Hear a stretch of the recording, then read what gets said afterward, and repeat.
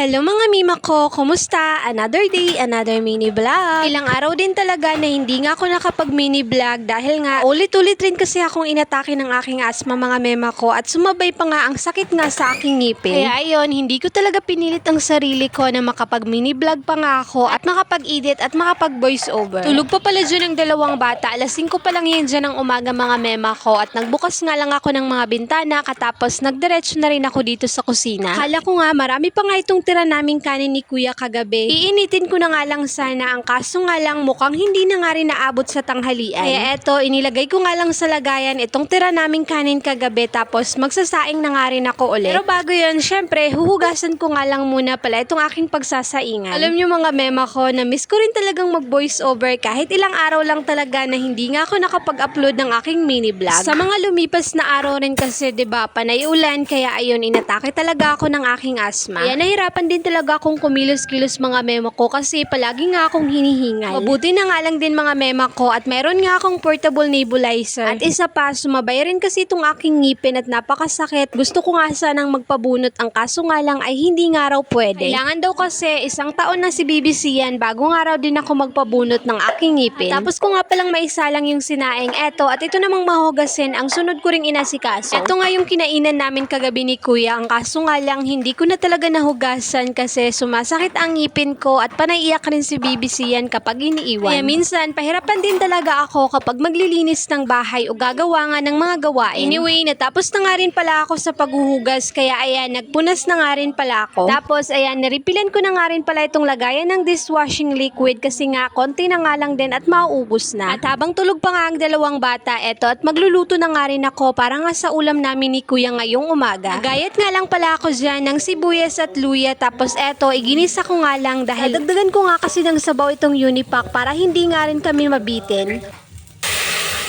Nang mailagay ko na nga rin pala yung Unipack, naglagay na nga rin ako ng tubig tapos mga pampalasa katulad ng asin, paminta at saka bitchin. Tapos nang okay na nga rin ang lasa, hinintay ko lang ng mga ilang minuto tapos ayan, naluto na nga rin. Try nyo rin iulam yan mga mema ko, alam nyo, mapapadami rin talaga ang kain nyo. Tamang-tama nga rin katapos ko nga makapagluto ng ulam, eto at nagising na nga rin ng batang maliit. At habang ang kuya nga ayan, napakasarap pa nga ng kanyang tulog. At fast forward, eto nga palang paglalaba ko ay nung isang araw pa to, sinama ko na nga lang sa pag-i-edit dito nga sa video kasi nga sayang naman. Pero bago nga rin pala ako nagsimula dyan mga mema ko sa paglalaba, syempre ganun pa rin yung ginagawa ko mga mema ko. Katapos kong mapaliguan ng batang maliit ay patutulugin na rin. Kuya naman, katapos kong mapakain, mapaliguan andon, hinahayaan ko lang muna na maglaro ng kanyang mga laruan para matapos nga rin ako agad sa aking paglalaba. Maulan nga rin ng mga araw na yan mga mema ko, pero syempre for the go pa rin tayo. Kasi nga tambak na nga rin sa mga araw na yan ang mga labahin ko. Wala din naman kasi akong ibang choice at ako rin talaga yung gagawa nito. Hindi rin naman tuloy-tuloy dyan yung paglalaba ko mga mema ko kasi palagi ko ang sinisilip ang batang maliit kung nagising na nga rin. 3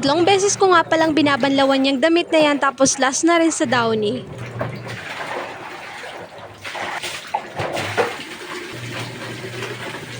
Katapos ko nga rin palang makapagbanlaw dyan, ayan, at sinampay ko na nga rin para makatulong nga rin agad. At ayan lang naman ang kaganapan ng aming buhay at simpleng mini vlog. O siya, at ayun lang po muna. See you in my next vlog.